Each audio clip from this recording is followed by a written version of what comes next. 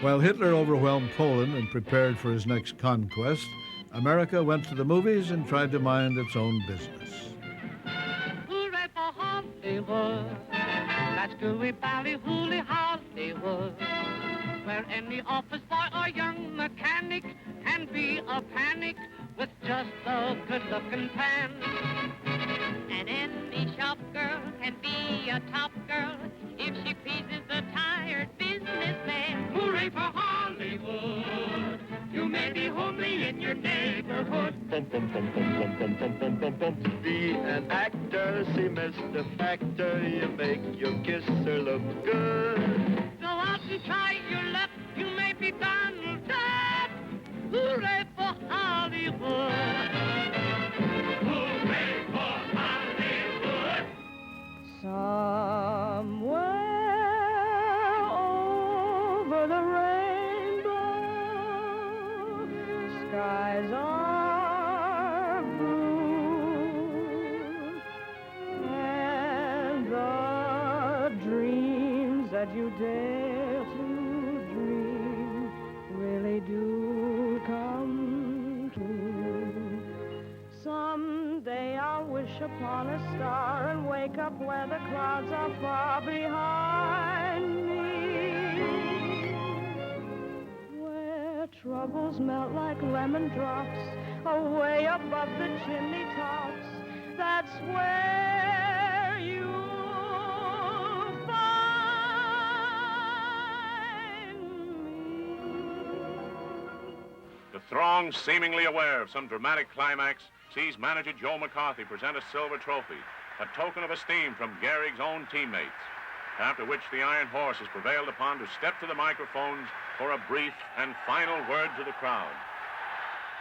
Lou Gehrig's muscles had been attacked by the incurable, fatal disease that now bears his name. Today, I consider myself the luckiest man on the face of the earth.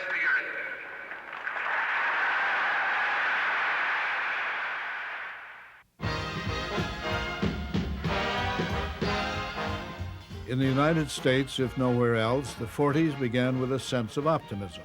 America was getting back on the track economically. But to what emerald city or promised land Americans were headed shall never be known.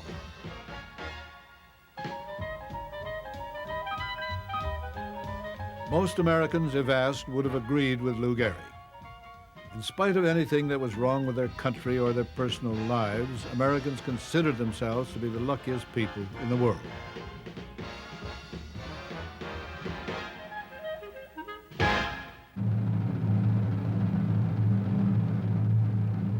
The newsreels showed Americans the savagery of Japanese aggression in China, but China was thousands of miles away across the Pacific Ocean. There was little or no support for Japan in the United States. Americans were shocked and angered by what they saw in the newsreels. Too bad, they said. Thank God it can't happen here. Hi-ho the radio, radio, radio. Hi-ho the radio. The radio to you, wherever you may go, you hear a radio. In a car, at a bar. Makes no difference where you are, there's one beside your bed. In every big hotel, and soon they'll have a radio in every prison cell. With radios and taxi cabs, the driver's life is sweeter, because it makes the passenger forget to read the meter. They're building model houses now with one in every room. A woman shot her husband to the tune of Love in Bloom.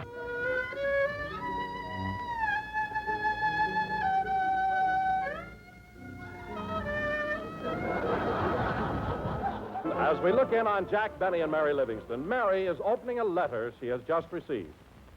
Who's the letter from, Mary? Oh, look, it's from Mama. Really?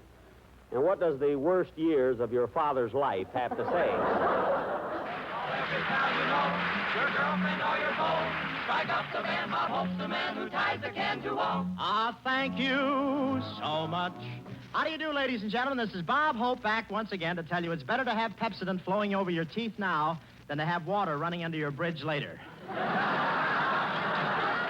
even got a prettier voice than that famous opera singer, Johnny Weissmuller. Johnny Weissmuller? Yes. He's an opera singer? Well, sure. The paper says he's a great diver. Diver. He probably goes swimming in lily ponds. Yeah. Oh. And here it is, the Johnson Wax program with Fibber McGee and Molly. Oh, boy, oh, boy. This is a wonderful set of tools you give me for Christmas, Molly. I'm just itching to fix something. Well, just scratch yourself and put that saw away. The doctor just found that I've been putting on a little too much weight, and have you happened to notice my stomach lately? Notice it? It's been pushing me out in the audience all... Melody and ballyhoo, music, music from the blue. All it means is notes to you. R-A-D-I-O.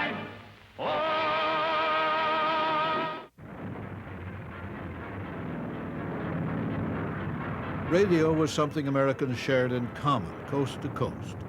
Now radio reported great events as they were happening far across the sea. The Nazis are marching ahead at the fastest speed a conquering army has moved in all history. All roads in France are choked with slow-moving masses of refugees. Nazi Stuka dive bombers are strafing and bombing thousands of helpless women and children. Mr. Kaltenborn. Good evening, everybody. Tonight, it seems clearly apparent that the first great phase of the war in the West has been won by Germany. The army of French and British has made a valiant battle in its effort to retreat to Dunkirk, where there is some slight chance that some part of it can be evacuated.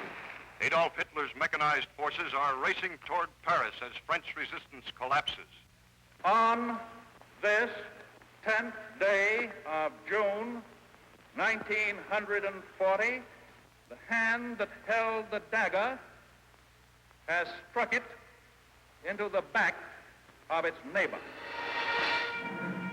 This is William L. Shirer speaking from the forest of Compiègne, where Adolf Hitler today is handing his armistice terms to France. I can see his face. It is grave, solemn, yet brimming with revenge. General Keitel reads the preamble to the German armistice terms. This whole ceremony is over in a quarter of an hour.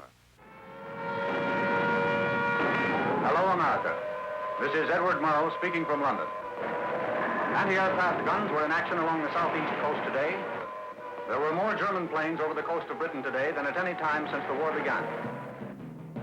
Americans did not have to wait for the newsreels to see what was happening in England. Radio entertainment had taught Americans to imagine what words described. So the Battle of Britain was fought in millions of American homes.